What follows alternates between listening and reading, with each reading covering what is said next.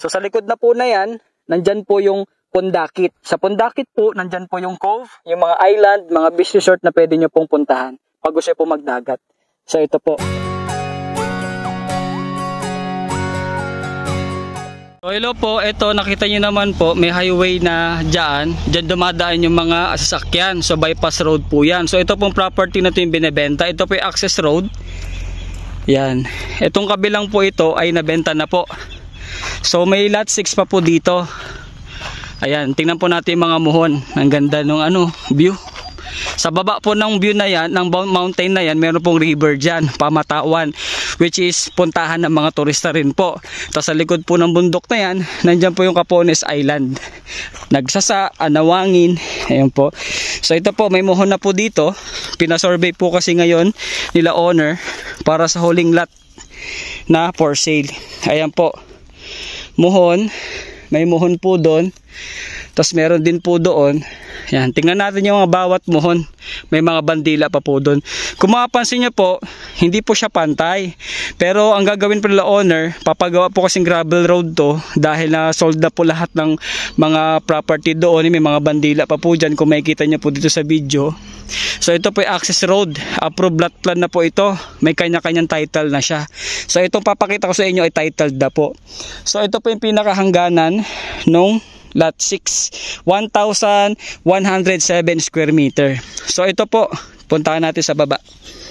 So kung mapapansin nyo, medyo pababa siya, pero tatambakan lang po to ng pinaka bulldozer po niya para bumaba yung terrain. So ito po, puntahan natin yung isa pang muhon dito. Ayan. So ngayon po, makikita nyo rito, merong pinaka parang sapang maliit. So ito pong property na to, meron po siyang tubig pag rainy season. So yung lapad po niya, hindi naman ganun kalapad. So ibig sabihin po mga 1 to 2 meters lang po yung dinadaanan ng tubig. So ito po yung may muhon pa po dito. So puntahan po natin ulit yung muhon po dun sa taas. So yan po. So ngayon kasi summer season, wala po siyang tubig.